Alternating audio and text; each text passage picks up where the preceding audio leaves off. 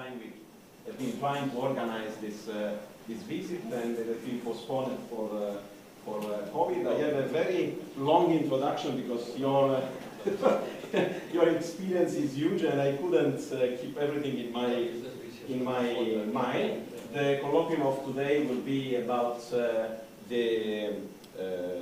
from Professor Thomas Anderson about the development of circular economy in the Middle East, and we will discuss about how this is could be compared with the East Mediterranean environment. Professor Anderson started his academic career in Stockholm, in the Stockholm School of Economics, where he became associate professor.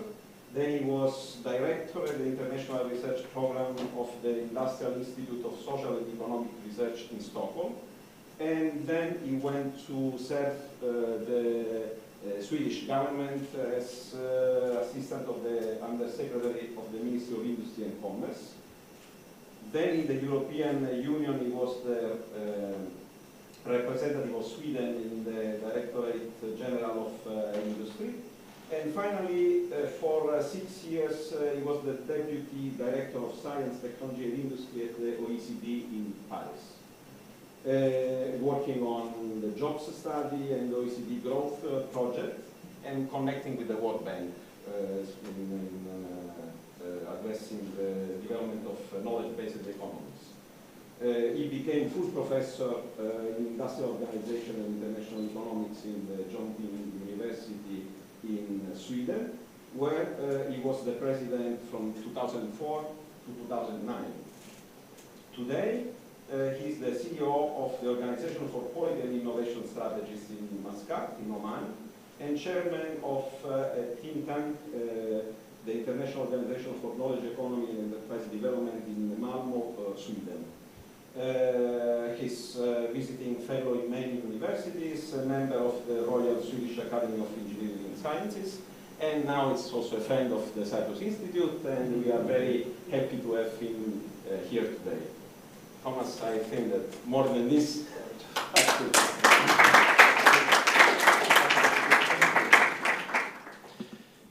Thank you very much, and good morning, everyone. It's a pleasure to be here, back in Cyprus, I could say, because I've been here once before. Then I was invited by some sort of think tank connected with the parliament here, so I had a couple of days. But it's so good to be back and to have the opportunity to have this cooperation with the Cyprus Institute. For several years already, we have actually been undertaking some things together, and it's really a pleasure to have the opportunity to visit your institution. I've been asked to present some perspectives here on the situation in the Middle East, and especially when it comes to the sustainability challenges, including circular economy. And then we have the comparison, or let's say consideration of how the connections with the Eastern Mediterranean in the global context. I will not say too much about the Eastern Mediterranean because I'm not an expert. You are the experts, but we can discuss this as we go. And actually, I will be covering quite a bit of territory. I have much too many slides I should add, but I will just flip through some of them. So this is a bit of an overview, and if there are things to like to go into more in depth, we should discuss. So don't hesitate to interrupt me along the way. Now, so a bit of the overview here, what to address. We are in the midst of a global transformation. That you may always be able to say, you know, when do things stop? But it really feels like the world is turning, is spinning at a very high speed right now. And some of the issues are, of course, you know, changing day by day on turbulence and conflict, including military conflict. But beyond that, we have an overwhelming sustainability challenge. And that goes into all different kinds of activities, and it spills into the everyday events. Sustainability has become critical, and it will, if we are going to succeed, it will require reconciliation between presently in incompatible positions. I'm going to pay some attention to the corporate sector. Is the corporate sector a villain, a source of the problems? Well, yes, in some respect, clearly there are issues, but is it then also key to the solution? And that comes into also organizational issues. We'll have a little bit of reflection on the CSR, corporate social responsibility, what's happening in that respect, and the implications for strategies overall, because government, public sector, civil society, all the different stakeholders matter tremendously if we are, again, to be able to address what's required. And then towards the end, I'll comment on some specific institutional and activities ongoing. And then we have this important dimension of relations between regions, including here with the East Mediterranean. So that's a bit of the outline. Now to begin with the global transformation. And this kind of map and measurement of where countries stand is now all over the place about the CO2 emissions. And of course, one could spend a day talking about this. You know, how do you actually measure this? And what is a fair distribution in terms of doing something about this? Are we looking at the present? Are we looking at history? And countries are evolving, developing, emerging economies that haven't contributed much in the past, but they are now contributing. You know, so what is a fair distribution? But no matter, you know, how you look at it and how you argue, this is what we have to address this, because CO2 its carbon is going out there, and the atmosphere is changing by the day. Of course, it's not just CO2 then you have methane and you know, a lot of the other greenhouse gases. So, but anyway, if you look at the distribution here, and here now, of course, I will be focusing particularly on the Middle East. You see the Middle East countries here, and the core of my presentation will be on the GCC countries, that they have a carbon footprint that, as we measure it, is really at the top of the range. You know, Qatar is #1 in the world. Oman, the country that I'm based in part of the time, and we'll talk a bit more about, is among the top 5. And we have Saudi Arabia, of course, and so forth. So no matter how you reason or how you think about it, what you like, what you don't like, now everyone is paying attention and it's worked on. But yeah, that's only one aspect. This is about the just one sort of angle to the subject of air pollution. And well, we've gone through several years of pandemic with enormous attention paid to, you know, how to address this challenge. But the air pollution is there every day in many parts of the world, and it's killing enormous amounts of people. It's weakening the lungs, and there's a lot of research that show that the actual level of particulates had a very major impact to what extent people got really seriously sick or died from the pandemic. So that's in the research, but in practice there is very little done about it. Now again, when you look at the very damaging particulates here, there is a belt across Asia, the Middle East, North Africa, where levels of pollution are very, very high and very, very damaging then to people's lungs.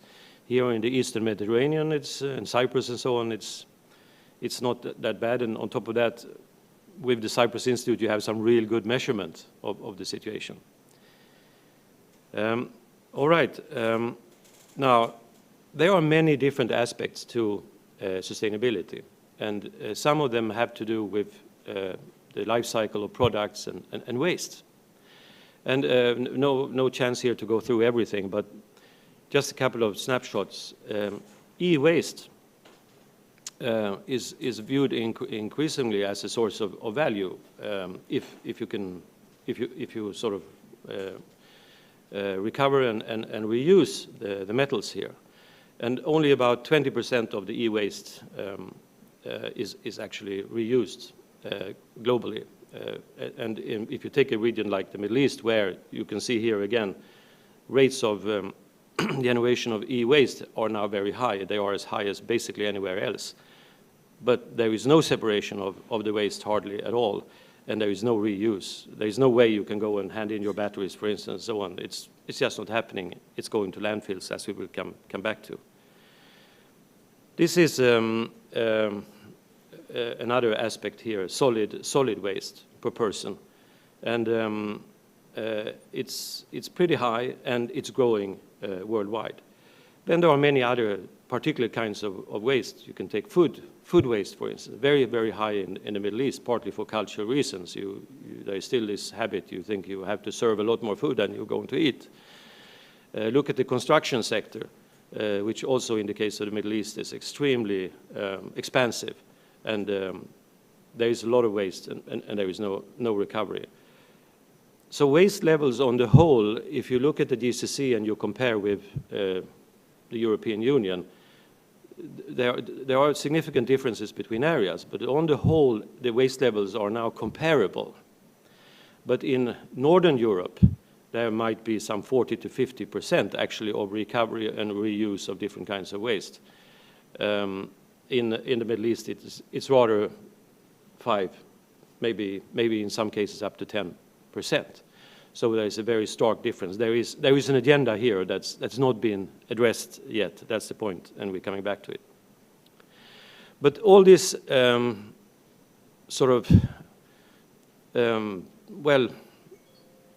it feeds into an overall picture of challenges that are interrelated. And in many, many different ways, they contribute to problems and also missed opportunity. If you look at every sector by itself, you look at energy, you look at water, you look at food, and so on, there are the issues within these sectors, but the issues connect. And in our governance, in our management of all of this institutionally and the different organizations and so on, it's fragmented. So there is this challenge. And again, in the Middle East context, young nations with a lot of commodity dependency, that lack of integration of strategy is very striking. I'll end this part with just showing this slide about you know it all of you, the Sustainable Development Goals of the United Nations. Very ambitious effort actually went into developing these SDGs, engaging a lot of different peoples and actors around the world, and it's an impressive roadmap. Of course, very demanding to address all of this, but it's all needed. Of course, but then how many people actually connect to this? How many governments do actually use this as a guidance? Well, it's there at least, and it's increasingly being looked at. So now let me then go a little bit further here now into the Middle East here in this, and I'll put a bit of focus to begin with on the energy sector for some good reasons. Now, so when you look at the world's energy consumption, and you have on the right-hand side a graph from the IEA in Paris.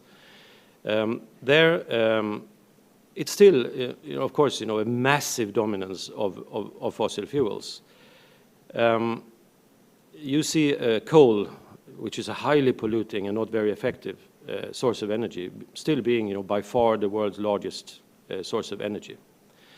Then gas is growing in importance, and now we have the entire, trauma in Europe, of course, around the gas dependency on Russia.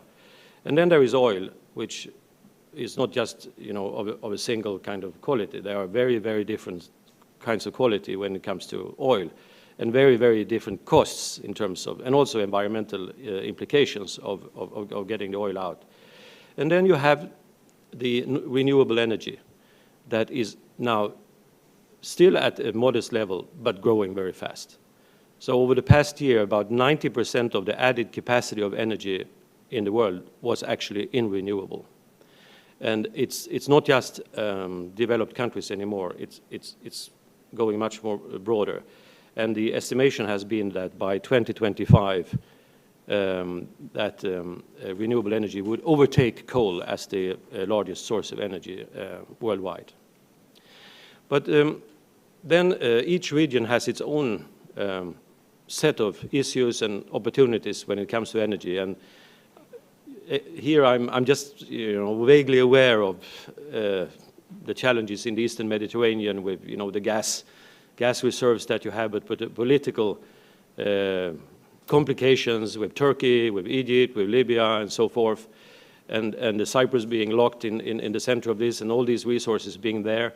And then, of course, you have the sun beaming every day and that kind of opportunity. Now, in the context of the Middle East, clearly, you've had a phenomenal growth performance of these countries. When you go back and look over the past 50 years, that has been driven primarily by energy. And when I say energy, of course, it's fossil fuels. It's been just tremendous how this resource has generated a cash flow and built capacity and been feeding and financing, education, health, and other sectors that have led to a much increased level of income and a lot of positive things. Now, is that interesting or not? Well, of course, when you look at the literature, you've had for 30 years a very strong observation about the negative impacts of dependency on commodities. You're probably familiar with the concept of the Dutch disease. This was early on observed in the Netherlands, that when they got a windfall of revenue from oil, and then the exchange rate shot up, and it has killed off a lot of other industries, and it made the country unhealthy in its dependency on this oil. And then when you started to look at other countries, look at Congo in Africa, or Iran, or et cetera, and you compare with a country like Korea that basically has no natural resources, the World Bank and others observe that you actually put up the map of all the countries, and you see their dependency on commodities, and you see on their performance, and you get a negative outcome. That's at least what they found. And so this Dutch disease has many aspects to it. And when you look at those negative implications that are in the literature, and you can see them across countries, many of them are, of course, there in the GCC countries in the Middle East. So there is a heavy dependency on government. It's big government in many respects. There is rent seeking, there is capital intensity, there is a problem for labor intensive areas, employment opportunities for young people. It goes into many, many different aspects. So the negative sides of this dependency has been there. And these countries have also realized, of course, that they have to diversify the economy. And other aspects of the fossil fuels and commodities is that the price fluctuates violently over the years. So some years you have all this money, another year you have nothing, almost nothing. So pushing into other industries have become extremely important. Yet when you look at the situation in the GCC countries, the energy sector is an epicenter of professionalism. There is no other way you can put it. The way that you have had the cooperation evolving between the international players, Shell, BP, Total, and so on, and the domestic institutions, has amounted to a lot of transfer of competency, and also grown into kind of very stiff competition, and sometimes conflict. And yet they work together. So it's not like a harmonious relationship. The countries are very, very tough in terms of getting as much as they can now of that revenue and trying to do things themselves, and at the same time working with these companies that, of course, are global players, and there are a lot that you can say about them, about their behaviors. But in this context, they've generated this professionalism in this sector. And that is difficult to find in other sectors. Unfortunately, being in the region, you see what is the state of art in education, for instance, in health, in many areas where it's very heavy bureaucracy and so forth. The tourism sector is a very interesting example of a sector that has been taken very seriously in recent years, and where Saudi Arabia, UAE, Oman, and so on, they are building very quality infrastructure and quality experience-based assets for tourism to flow, and not just then any kind of tourism. It's not mass tourism.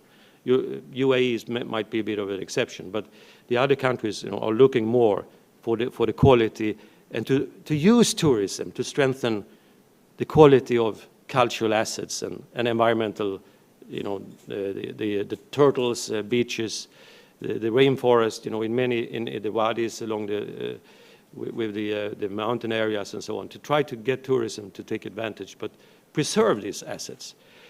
Now, situation here in this region, again, when you compare, and you know this better, but tourism is very important. And like in the Middle East, tourism is seasonal. It's not a constant flow. But here you've got that tourism flow in this hot season that we are in at this point.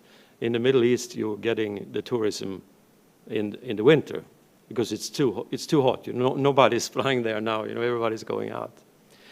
Okay, so coming back to energy, you have grown energy-intensive infrastructure, industries and utilities, desalination plants, chemicals and so on, that are strongly dependent on the low cost of energy and about this supply. What is now happening, and I would say it's a massive change. You would not have, people speak today totally differently than they did just 2 or 3 years ago about the energy sector. So the hydrocarbons continue to be important, and there is no way that they are going to, just give them up. This is clear, and they are going to keep defending the hydrocarbons and the fossil fuels in the international negotiations on what to do with global climate change.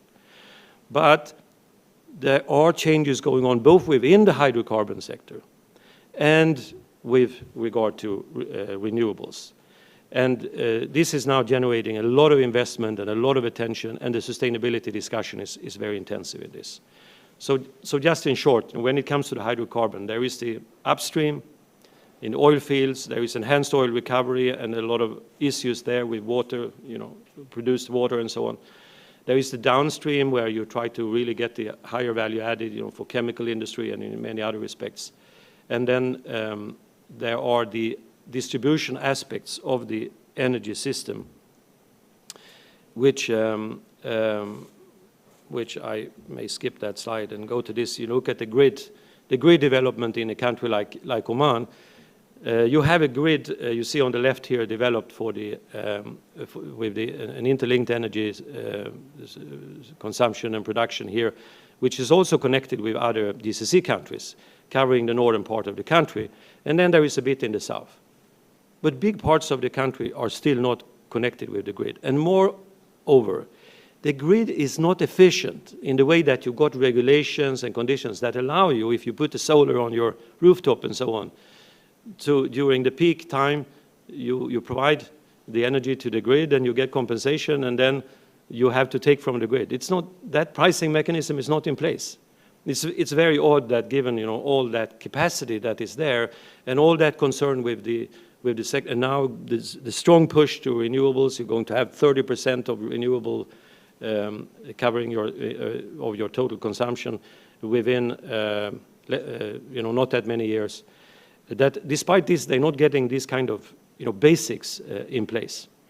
And then another aspect of the energy sector, because like the East Mediterranean, of course, you've got the seasonal aspects, the day and night, the difference between your average load and your top load is just enormous. So a country like Oman has basically 30% overcapacity compared to what it's using, but the peak, that they have to be able to cover in the hot season and with the cooling requirements, it's just, very, very short period, and they have to cover that. So actually, it's not easy to add new capacity in this system because it's a system with enormous overcapacity.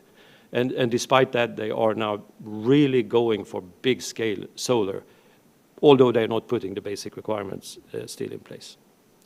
So this is a bit of a snapshot of the energy sector. And again, if you compare with the Mediterranean, it's of course very different, but there are also similar challenges. So I hope we can come back to that. Now, what about now the corporate sector? This has to do with the question really about who is going to solve the problem. Governments are not solving the problem with sustainability and climate change in the multilateral organizations. It's clear. It's not being solved. And I mean, I'm Swedish. We had in Stockholm 2 weeks ago, 3 weeks ago, we had the Stockholm Plus 50 global conference. Are you aware of how many of you heard about this conference? Stockholm Plus 50. How many? No. So 1972, Sweden, Stockholm hosted the first major conference, the global conference on the major global environmental challenges. 72. I wasn't old enough to be aware at that time, but I heard a lot about it in the years, some years after. And then that has followed by all the COP and so on. Now, 50 years later, Sweden is hosting another conference, Stockholm Plus 50, and supposedly going to, really take stock of where we are and put the agenda forward. There was nothing came out of it, absolutely nothing. And the people in Sweden before who are working on these issues, they observed before the weeks, and it was a lot in the media, that there is no plan, there is no ambition, there is no competency going into this conference. I would say it's a huge failure. I was in Copenhagen when, was it 2009, and the COP when this big Danish, structured effort to then really, that was the time. Then people thought the US was on board, different countries, they met up in Copenhagen, and they thought that they would get that breakthrough. But the Danish government was not interested in having any real breakthrough, and they acted terribly vis-à-vis the developing countries, basically shut them out of the room. And I met a number of delegates, also after that, of those from developing countries who were there, and it was a total shame and a lost opportunity. Now you are in a situation, maybe, there are some more players that are seriously trying, but there are others who are totally also opposed. So where are we heading in this? Situation is becoming more and more serious, and governments are not responding, and they are unable to collaborate. So now, what about the corporate sector? So the corporate sector has this corporate social responsibility, where the corporate sector is supposed to do good for society and education and environment and so on. So then the idea would be they are carrying out their business. So they have a core business. They are producing this, or they are providing that service and so on. So one thing, corporate social responsibility, and then they have their business. So is this a separation that you can have? So the traditional belief in doing good that you have in many cultures and so on, it's kind of charity. And you can look at the West, or you look at now in the Middle East, or you look in Asia and so on, what is happening to corporate behaviors and corporate culture. And I'm not going into the details of this now, but there is a change that is very problematic, but that somehow it needs to happen. That it's not just shareholder maximizing or shareholder returns in a day-by-day fashion that is the way forward for the corporate sector to play its role. It has to involve other kinds of stakeholders. And so corporate social responsibility, as it has operated in the past, need to be transformed into something that is much closer to core business. And this you see happening in many organizations. But what you're getting in terms of outcome, whether you still get the kind of greenwashing and a nice report with looking nice, or whether you have a real action, that's a much more complicated question. So at the same time then you have pressures on, you have channels for change, and we are being some of the time in the Middle East and interacting with the corporate sector and so on, you see real serious questions now. What we have to do and what we should be doing, because the pressure for change is on through various channels. It's happening, of course, partly through regulation, those government mechanisms, regulation of markets at the global, national levels. It's also happening through investors. I'll show a couple of slides shortly on it. It happens even in boards. You know, you have Shell, even Exxon, that are being, you know, attacked by some of the investors at their annual meetings, and they put board members in there that represent the environmental organizations. It happens through supply chains. And then there is the question about the strategic opportunities. So on the investment side, we all talk about, you know, what about the behavior of the banks and insurance companies and the stock exchange and so on. So when you look at the development of the equity and, you know, investment in green or not green, it has been quite a few years of, you know, quite dubious, you know, about the returns.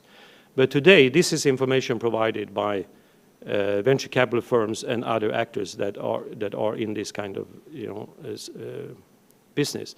And clearly there is a differentiation, that there is an increasing attention to how to work with this for the medium and long term, as well as in the short term, which really reflect that there are differences in rates of return if you handle it right.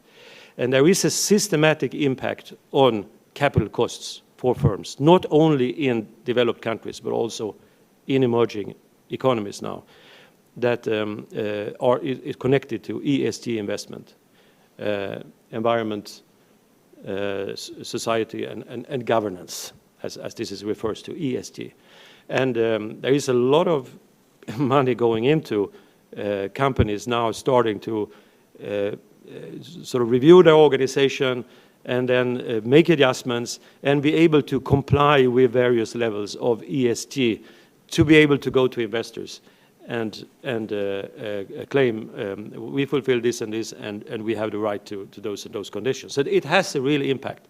So this is, of course, you know, part of the mechanism.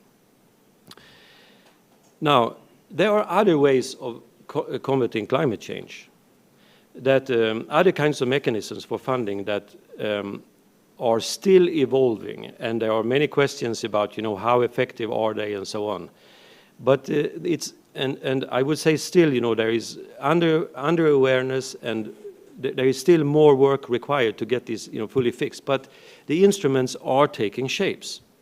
So now, under the UN Climate Framework Convention of Climate Change, the UNFCCC, countries, of course, committed to targets in terms of, you know, under the there with the Kyoto Protocol to undertake adjustments in their emissions, which have not happened in you know, far from fully. But then also the Kyoto Protocol opened for market-based mechanisms. And there is in particular is the Clean Development Mechanism, the CDM, which is then about emission reductions.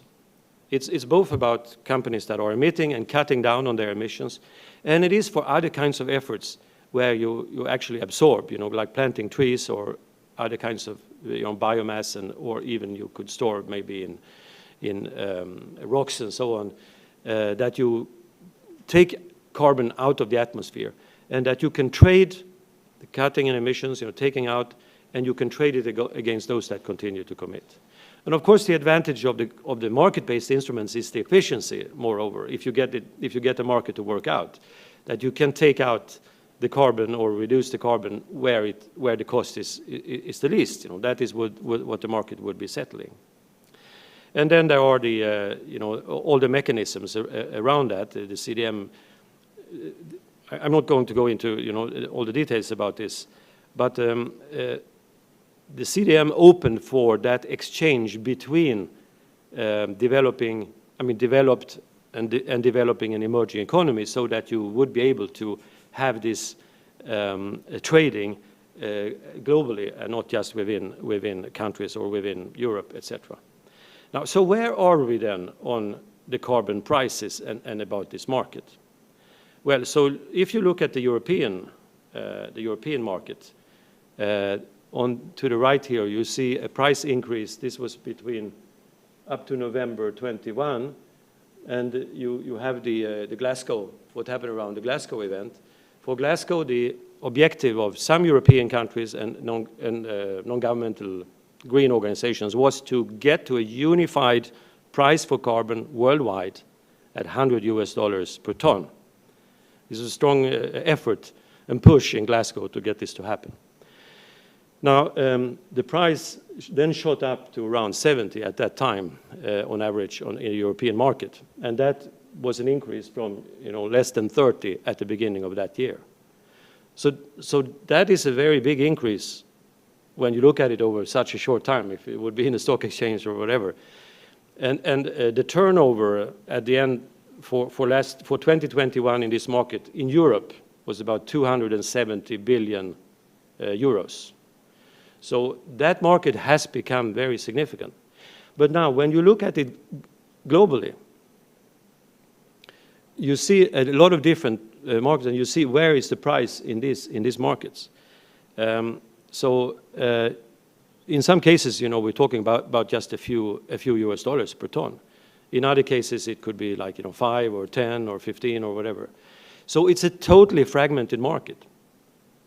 And it also operates in such a way that in some cases, those who have the upper hand, it's because they have an interest in disposing of their carbon credits, say we are trading this, and then to pay as little as possible. Whereas in the global context, if we're going to address the challenges, and for companies that care about their image and actually their real behaviors, then they are interested in putting the resources into offsetting their emissions against quality projects where there is a real good impact. And so this shows you that some of this trading happens on a bilateral basis between one organization and another. And if you have premiums of other SDGs added to your carbon reductions or so forth, what you're doing, then the prices vary a lot systematically on that basis if you have the right entry point in the market. So there are examples of projects that go up in biogas, go up to almost 500 US dollars per ton. And also in forestry, you might go close to 200 when you add water savings or biodiversity, employment, local employment, other benefits. So again, it's a very unruly market situation, and it's not easy out there for the actors in the field, governments or companies or civil society or whatever, how to handle this market. And especially if you are in developing and emerging economies, how do you connect with the European market effectively, get quality projects in place, and then trade and actually tap into the willingness to pay that is there now for addressing the global issues. So this we have been, part of the time based in the Middle East, and we're working with different countries there, and we have been struggling for 7 years with this project, where we are planting trees in very dry areas, where in this case in Mirbat, in south of Oman, in Dhofar, there were no trees for maybe 100 years, at least not for 50 years. And this is very, very dry. And if you're going to plant with conventional solutions, drip irrigation, 85% of the water just evaporates out in thin air. We plant with Dutch technology that we have learned how to use in this kind of environment. It's a water box that keeps the water, feeds a little bit only to the root that is under the box, starves the root of water, and makes the root develop a huge root system and connect with humidity in the ground. And then the tree grows up. So this works. So we actually save 98% water compared to conventional irrigation. We have 85% survival after 3-4 years. In these areas, otherwise, normally you have a survival rate of about 10%. And of course, with these plantations, we also absorb carbon. Now, before we started our major sort of agenda here, there's some trees, pictures of trees here after some time. Before we started this was in 2018. We made an agreement with BP Oman as the only actor we could identify who could go forward. We had good relations with Environmental Authority, and we planted on their land and all of that, and they were supportive. They provide all the seedlings for free, I should say. But BP Oman was the only actor we could identify in that system that would be going with us in preparing for a carbon credit project. And because they viewed it as social corporate responsibility, they do not claim any part of the carbon credits. I'll come back to this, pretty important. The devil is in the detail about, you know, the conditions here. So we actually did all the preparations before we planted from the start. And then, you know, these years have passed. And we have, you know, we are in this with the CDM mechanism, and you know, we're fully eligible there. We are in the UN database and all that. But before we are starting to trade, we have to make the last, you know, bits of that registration, so for the trading. And that, before we do that, we need to know, and we want to know, what areas are included. And in order to decide on that, we need an MOU with the landowner, because this is in the CDM, and if you go into a voluntary market or whatever you do, you have to have an MOU with the landowner.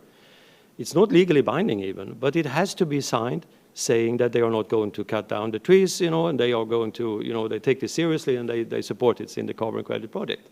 And then, of course, they will get money. Because as you're going to trade this for 60 years in this market, and the price may be going up for 60 years, they may make a lot of money. But in that kind of environment, with all that institutional rigidity and uncertainty of what applies and difficulty to understand this, it's very difficult to get an MOU.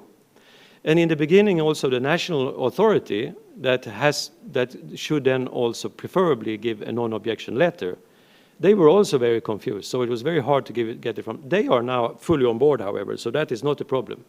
But we still have this challenge of how to get the sufficient, you know, areas.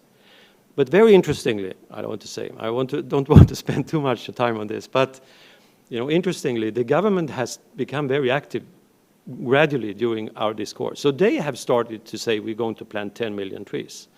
And they have started a Green Alliance where they bring in all the different major companies in the country, and they say to them, either you have to plant trees or you have to give money to an organization to plant, including us, because we are also part of the Green Alliance, and they admit, they accept us in that.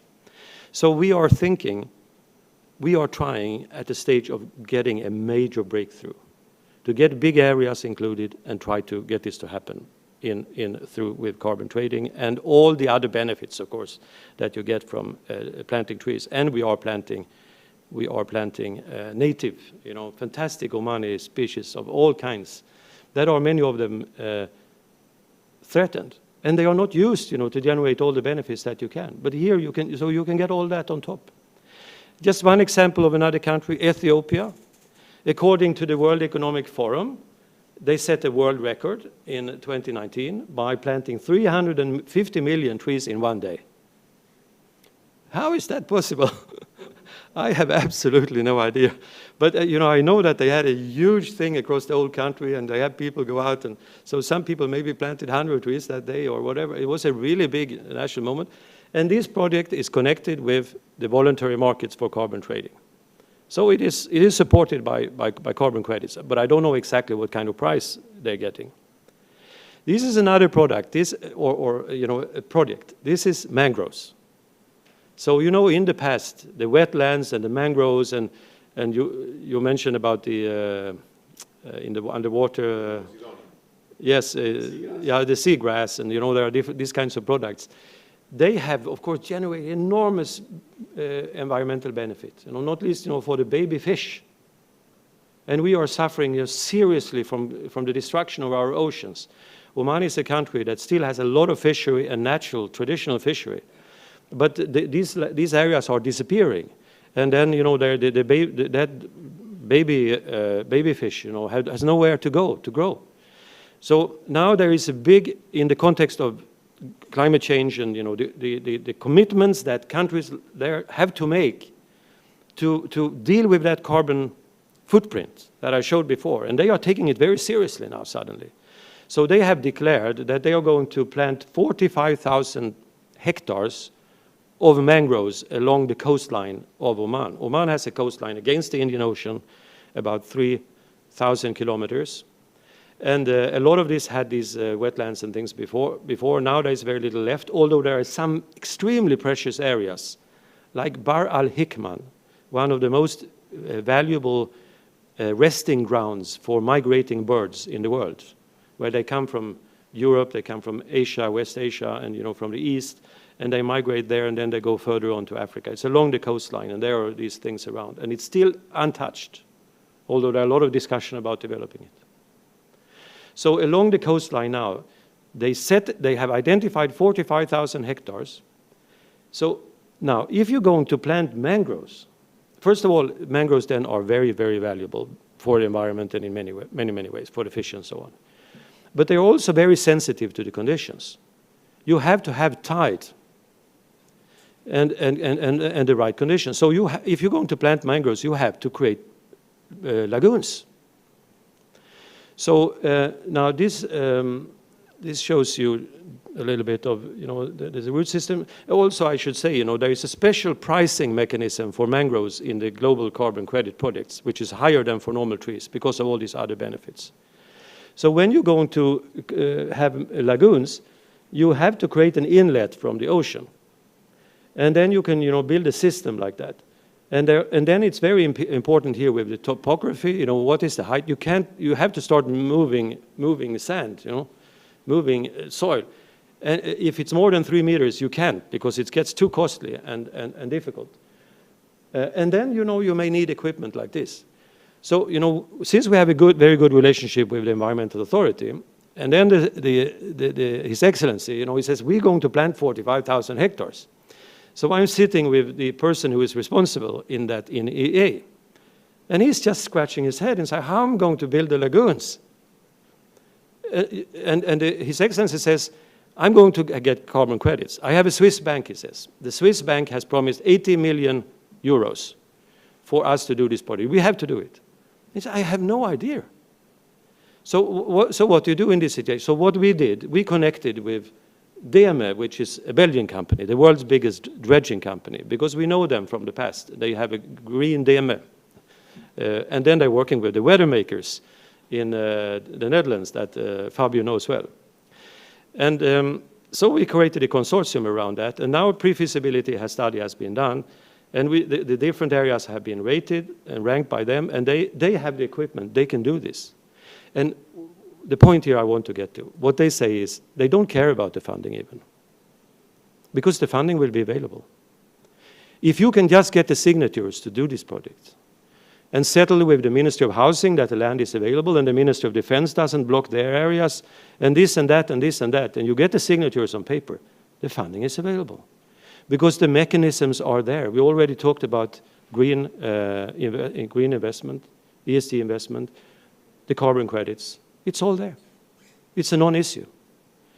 So, when people think, or it's all this talk, going on, that you have to, put all this money and we're going to resolve this thing. These are huge projects that, if you only can break the bureaucracy and get people to collaborate and work together, then things can be done. It's not easy. We've been banging our head on these things, but we see it can be done. It's very frustrating that we can't move faster. Now, coming to the circular economy, I'm sorry if I go, I hope I don't waste too much time here or take too much time. So on the circular economy, now coming back to the waste, you have this pyramid. And most in outside Europe and around the world, the landfill, what you have the worst, it's taking almost everything. Almost everything, 90% goes to the landfill. In Oman has 350 landfills all over the country, often very poorly managed. Everything goes there. There is no separation of waste. There is a pyramid. If you go up this pyramid of, compost, and there is energy, of course, there is also source reduction. If you go up this, there are a lot of benefits that you can capture. And there are sources of value generation for industry. Now coming back to industry, it's not just about again here, it's a charity. There are benefits, like in the case of the investment. So often, these are from industry, reporting from industry, that you tend to get an ability to move from 1 to 2 value streams, or more value streams. You diversify. You cut your costs, you increase quality, you get another focus on customer needs, you tailor to customers, you improve corporate performance. In some cases, there is necessity. The costs of pollution, of environment, of health, or lack of particular metals like cobalt, nickel, and so on, copper, means prices are on the increase. Technical solutions are increasingly in place, and the technical progress obviously keeps lowering the costs. And then there are other economic multiplier effects. You know, McKinsey is writing extensively on this now and estimated the benefits of circular economy for Europe to reach $700 billion 2030, while the externality costs would decrease by 500 billion. This was just for Europe.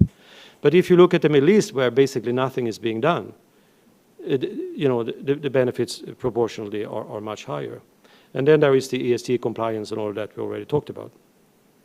This shows, however, for 3 waste streams. The PET bottles, we've got bottles all over the world, plastic.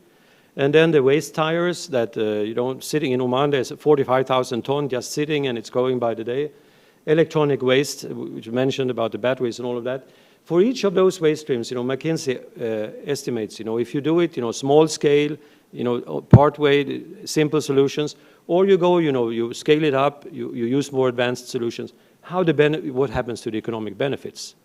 So it's not something that you easily can take just a few steps and you have a few bottles or something. You need to build more capacity for it.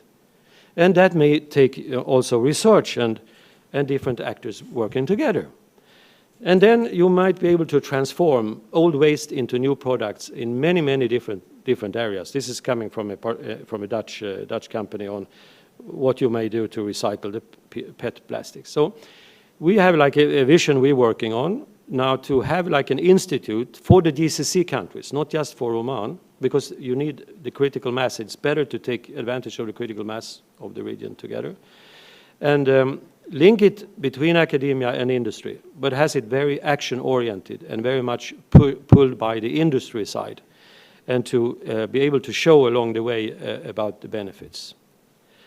And a few words I want to say here. If you're going to do something like this, you have to link academia and industry. Now, this is something that works out very well in some places around the world, but in many places it's not. And we had a very fascinating discussion on the university also yesterday about the university organization and working together. I mean, also the context of collaboration between the Cyprus Institute and because you are also a kind of that middle ground in a sense, you know, and the academia which has the students and so on. And if that is going to work out, there are a number of mechanisms that need to fall into place, and it's about people and it's about also regulations and so on. The Middle East has almost no experience, no performance, demonstration of strong performance, of real, genuine collaboration between industry and academia. Okay, you say, what about Saudi Arabia? And they build cows and these enormous facilities. So at a very high cost, they bring in some international expertise and they set up entire labs and they do get things to happen with that kind of money. But the genuine collaboration of people meeting up and being innovative and creating together and so on, it's very hard to get it to happen. If we're going to do this on circular economy, we have to do it in such a way because you need to involve the different stakeholders.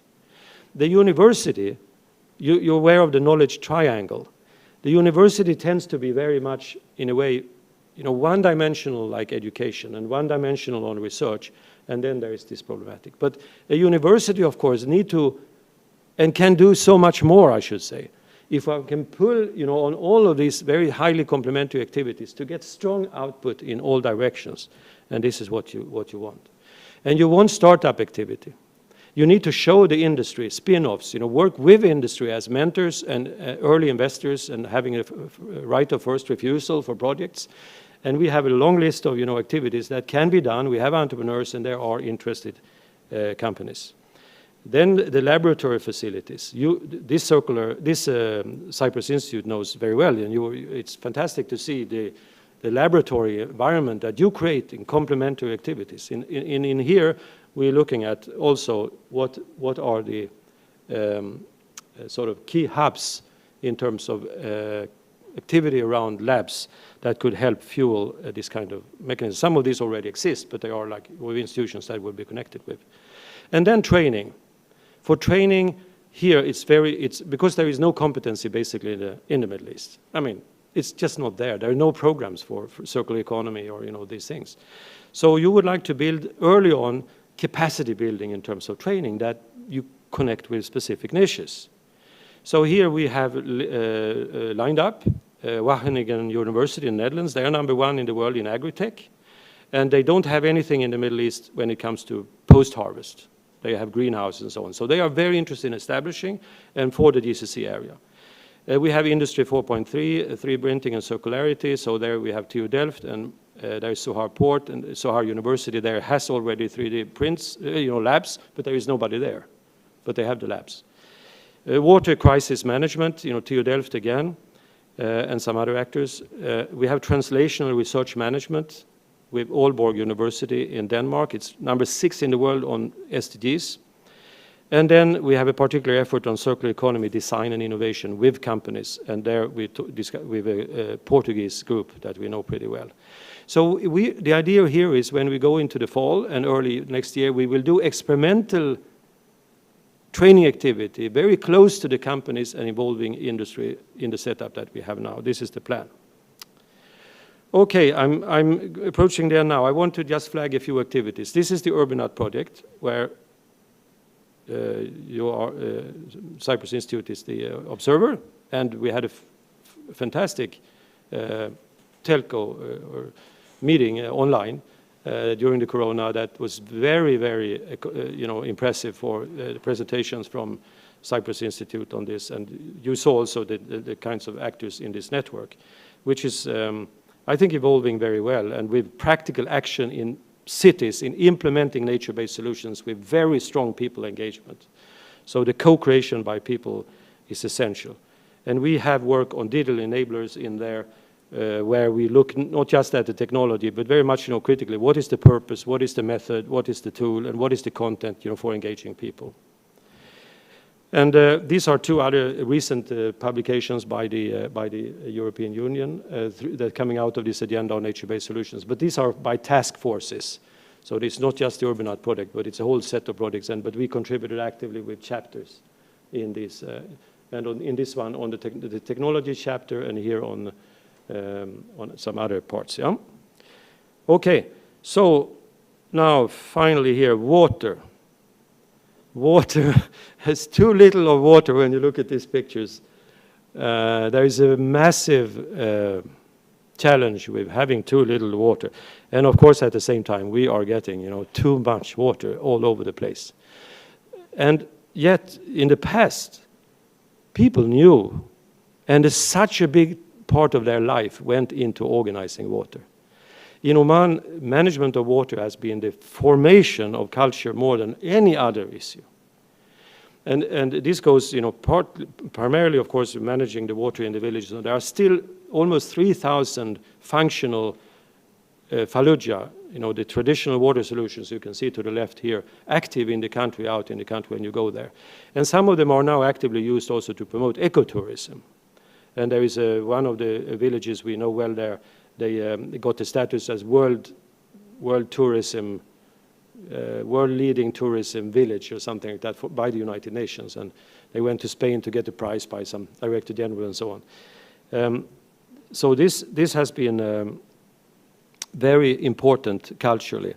And people knew, again, how to treat water. But today, of course, in many parts of the world, it's getting lost. And we discussed this, what Cyprus and in the Mediterranean, and in South Asia, in Iran and so on. Well, I'm not saying that the traditional solutions are the solutions for the future, but in terms of the mindset, the awareness of the importance of water, if we don't have the awareness, what then? So we created this agenda, and this we have done independently, not being under any ministry or particular company or university, in order to be totally inclusive. But it's based in Oman, and it's a cross-border with regard to geography as well as disciplines and sectors. It's totally cross-border, and it's very action-oriented. So we will have an event 17th to 18th, 17th to 19th, because we are blending with water and humanity and an international global event, the Global Forum. I'll come to that in a second. Just to underline that our approach to water is holistic. And we try to connect, to bring in actors that work on related aspects of water. On the one hand, there is the climate change, the water cycles, and the ecosystems. Then there is the industry, the produced water, and the treatment solutions. Then there is the quality of life, health and leadership. And then there is heritage, diplomacy, and the future.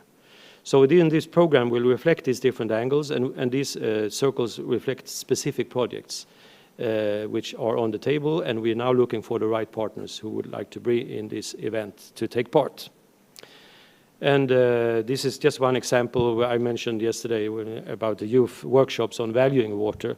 We started with children in the National Museum of Oman, and this has then been developed in a number of other countries.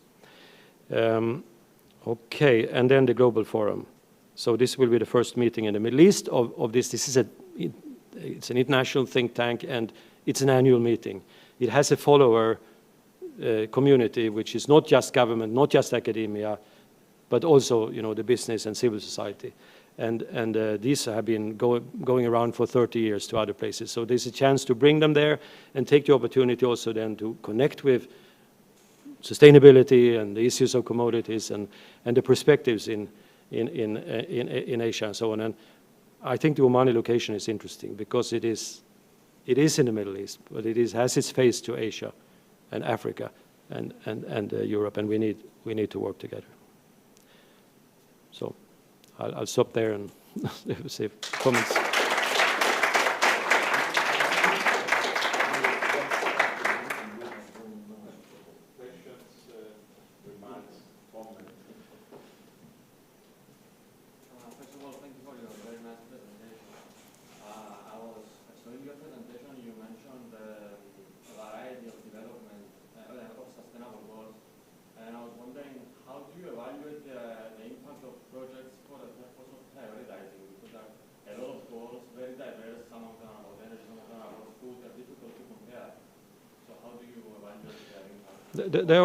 Yeah, of course, this is very important now because I mean, the quality of projects connect, you know, critically to how do you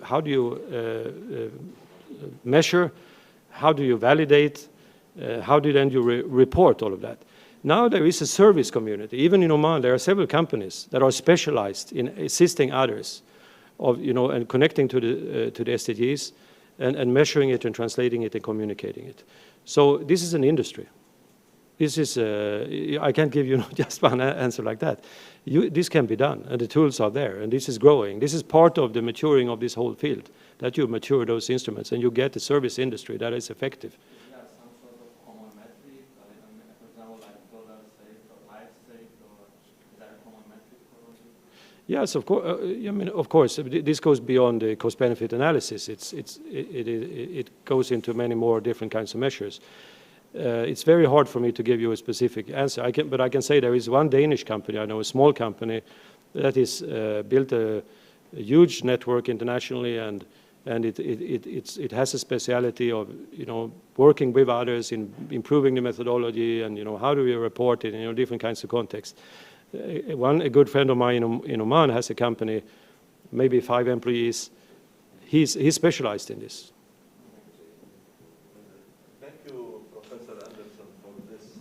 Very strategic and pragmatic conference. I like very much one of the slides that shows really the necessity of education, governance, technology, and innovation. One of your slides, and this is the essence, I think, of the problem that we are encountering.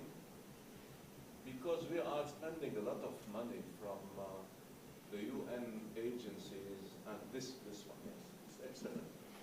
We are spending a lot of money from the UN agencies to target the zero hunger in the world day, and we have failed with FAO because we were not able to apply properly IWRM and the new technology for irrigation. Because of lack of governance and lack of education, not because of lack of money. We have the money for that. We have failed in also implementing the Mediterranean Solar Plan through UFM because of lack of education and lack of governance. So it was a succession of failures, successive failures, And what you were targeting with those simple engineering solution is really the real solution that we need to implement. Because with the engineering solution and the good governance and the good education starting from the young generation, this is how we can achieve sustainability, which was the essence of your introduction, how we are going to achieve sustainability.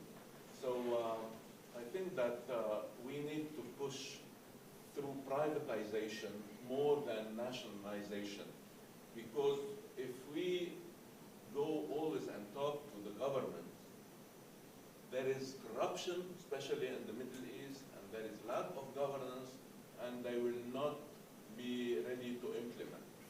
So we need to target engineering solution and push towards the privatization of the sectors or the public partnership with the private sector. So, and as you know, you were at OCDE, and this is what OCDE is implementing and the G20 nation. So I think this knowledge triangle is the essence, and I hope we'll have some more time to talk after this. Yeah, and I mean, again, here on the comparison with the East Mediterranean, and you look at the situation in the GCC countries and this region, in terms of economic structure and so on, there are, of course, big differences. But when it comes to what you are referring to here, the rigidity of the institutions, the problems with ineffective government, it's very much, you know, I'm not saying it's the same, but it's very much related.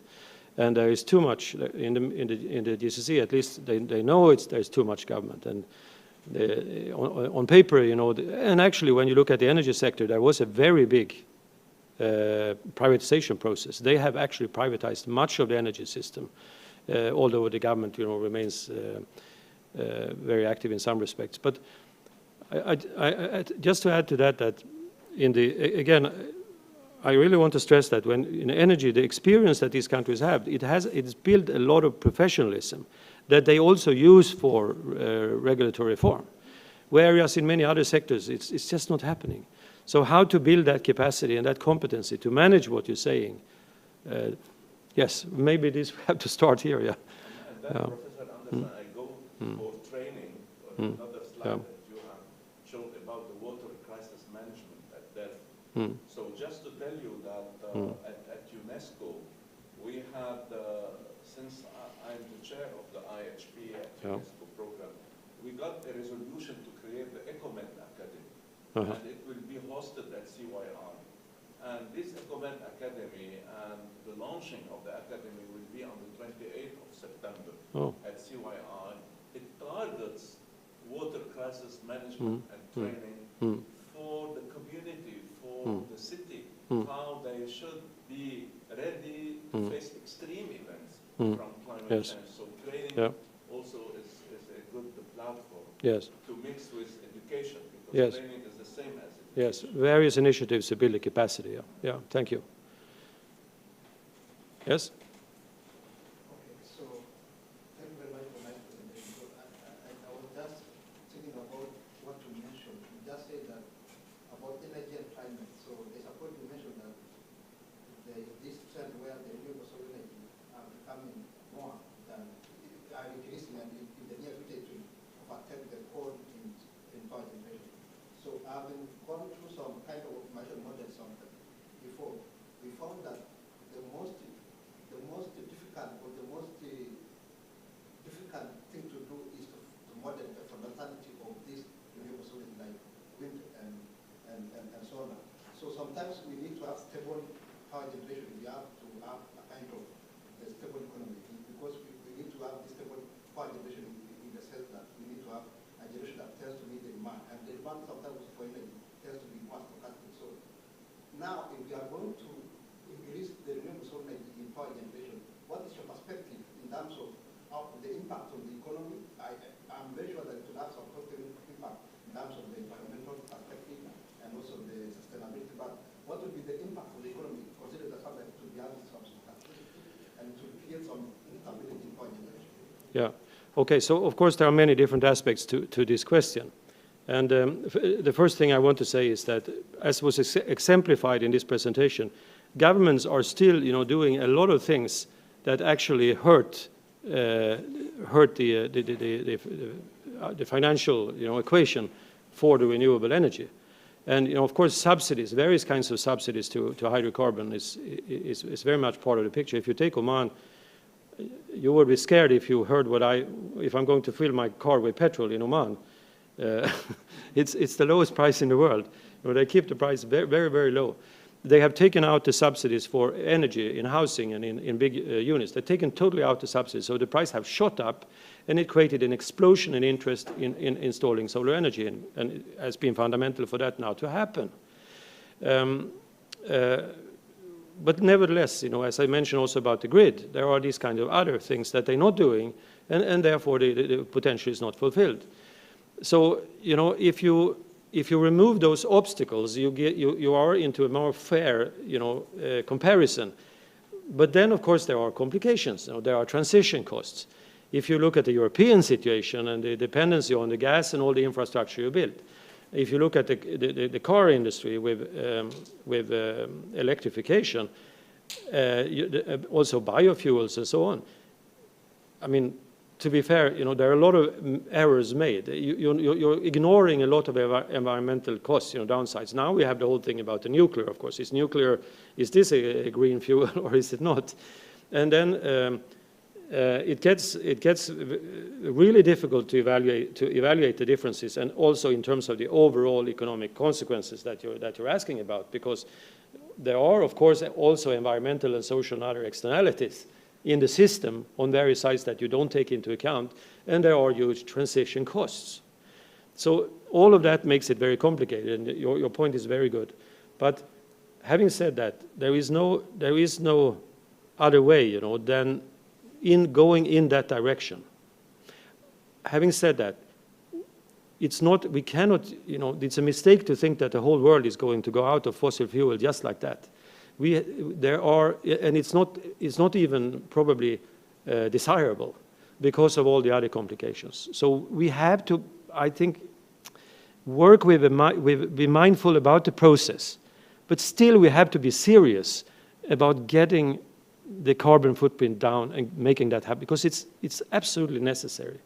So somehow we have to get our arms around this. You said that it's important to link research and innovation with the industry. If I were a policymaker, how to achieve that? Thank you for that question. Policymakers are not doing a good job in terms of the organization of the academia and universities and creating the conditions for this. On the contrary, it's a shame. It's a shame with the regulations. Okay, you have a lot of reasons, you have to protect this and protect that and resource efficiency. But you should promote a system that is much more flexible and where you have room, to do good things and be rewarded for doing good things.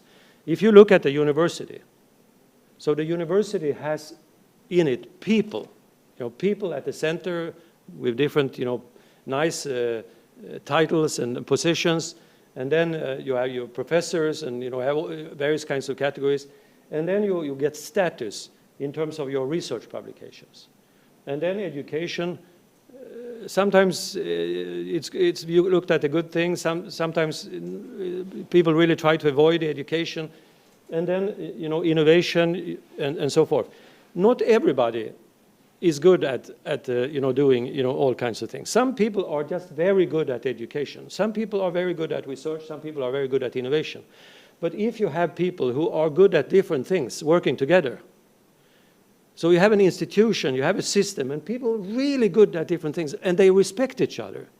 And then you can pull, if you're going to do research, you can pull the competence from here. If you're going to do research, there is a total blocking here. And there is a total blocking here. You will only draw on research to go this way. And in innovation, if the research is not connecting, it will be very narrow what you can do. And if you can involve the students in innovation activity and in research activity, And there are wonderful tools and ways of doing this, and there's a lot of experience from around the world. You can look at, put up 5 institutions that are excellent in doing different things in this triangle. There is so much experience to draw on and be inspired by. But there are a lot of regulations, and there is a lot of cultural barrier that make this change difficult to happen. So policymakers should take this on in a much more, be much more serious about this and really try to understand and connect with, the environment on the ground. I think Cyprus Institute is a really very impressive institution, a very important role in this system to be collaborative, to work collaboratively, and the university and others, to try to work within the system, but also change the system.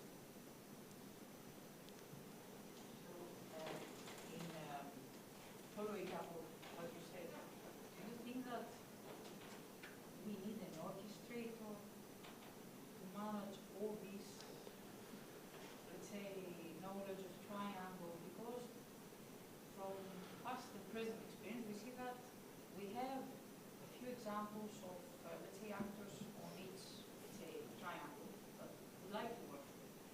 But it's not institutionalized, not embedded, this type of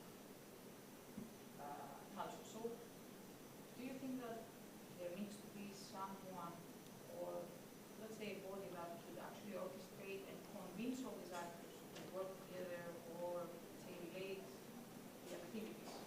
Because it's happening, but it's happening in a very clustered way, in a very... Yeah. Of course, I don't know your situation in any detail, but how you appoint university presidents, for instance, and what kind of experience goes in there, and how you value industrial experience, not only with the president but also professors, and how you evaluate the different kinds of competencies in the institution is very important. And in the ministry, where you have responsibility for higher education and research and so on, I don't know how it's organized now, but yes, you do need a particular agenda earmarked for this kind of evolution and collaboration in the system, in the wider system. Then you could also say, like in many countries, they refer to this as the third task, social connecting with society. This is the first task, this is the second, this is the third. And these tend to have earmarked money, and these tend to have earmarked money, but this normally doesn't have it. Now, this should not only be funded publicly. Actually, you need to diversify your funding in all areas. But here in particular, you need to have, you really need to connect with the community. But you also need to provide some public resources to support that building of capacity. So you do need some orchestration and competency in here. Yeah. Hi.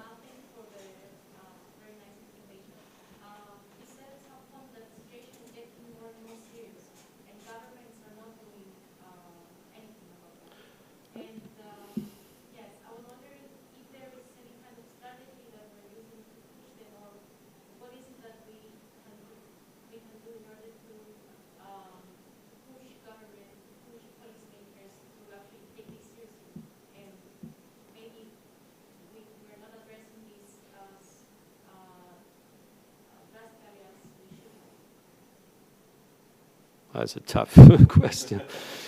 So there's a lot of attention paid to the science policy interface. How science impact policy, and then the role of the media in that context. And the media landscape is partly, in many respects, captured by vested interests. We know Exxon, for instance, they were out there for decades, buying scientists and coming up with what they knew was false information to make the political agenda impossible. Now you have all the fake news and misinformation and explosion of social media and buying up public media and a general uncertainty among people worldwide, who to listen to, who to believe, and who has trust and who has not. So the whole landscape is in very bad, and it's a huge threat to our ability to collaborate globally on this. And now even the Supreme Court in the US prevents the administration from requiring cutting carbon emissions. How do you address that? So where are you going to work from? You know, with governments? You're going to work with the science community to try to change it? You know, is it non-governmental? I mean, a lot of young people, you know, feel total despair. Greta Thunberg is, you heard the Swedish girl, you know, she refused to go to school. And at that point, you know, she was just sitting for 1 year in a square and refused to go to school. And then somebody started to pay attention, and she was invited to an international conference in Poland. And then she was invited to the World Economic Forum. And then suddenly, you know, she could challenge Trump and others, and now she's listened to. And then, you know, I got some funny questions from people I know in Sweden who are really leading environmentalists, and they asked me, what do you think about Greta Thunberg? How come that, you know, we tried for so many years and we cannot do more than that? And then this girl comes up and she's listened to. Well, all these efforts are needed, you know. And exactly who can get a voice and who can have an impact, it's not known anymore. This is about the public sphere, the research, you know, the corporations, the public, the whole world of all of us. We are in a race where the consequences of what we're doing, of all this waste, of all this destruction and cutting down of the rainforest, and all of this is destroying our world. And we increasingly, this is being visible. And then it's, are we going to react to this or not? So your question is phenomenal. You know? We have to work together on it.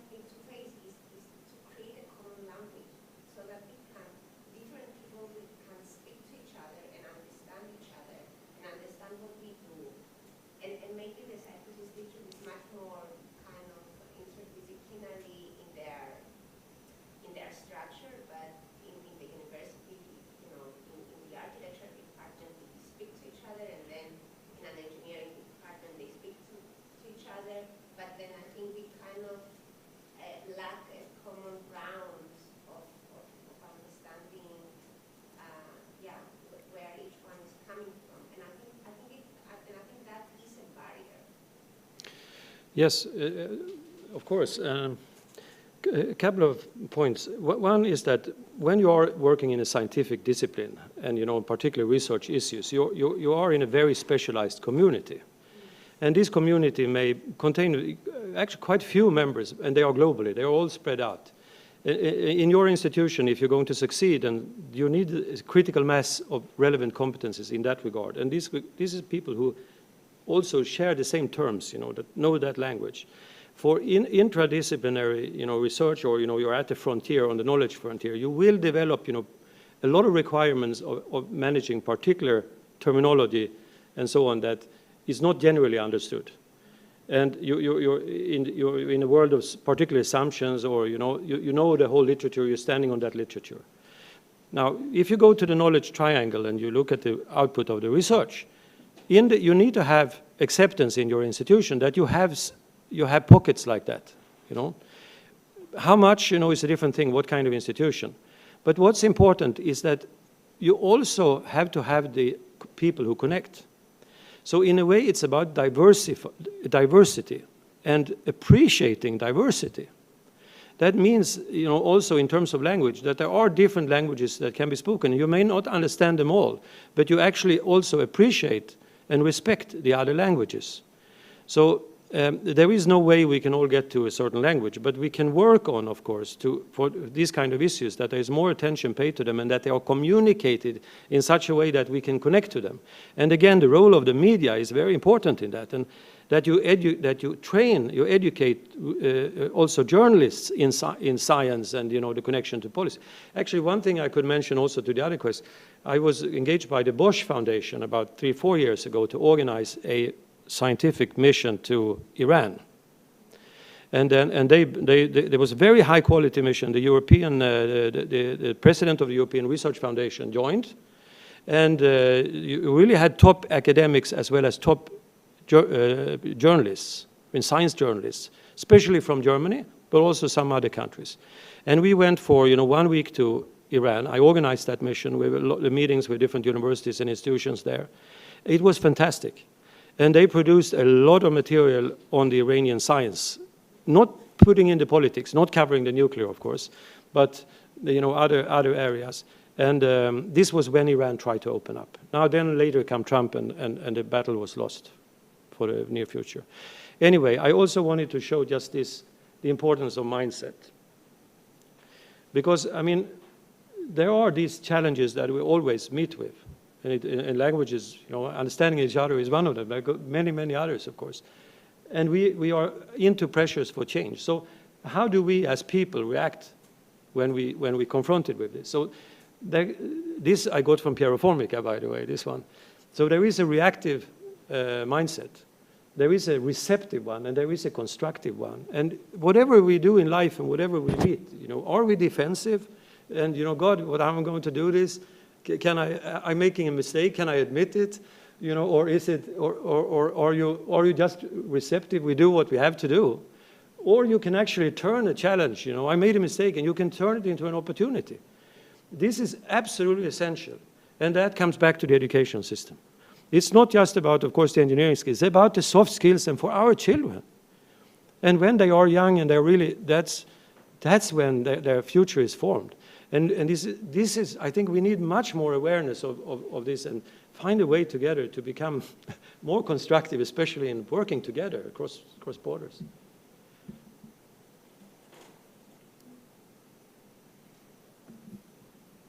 Any other question, observation?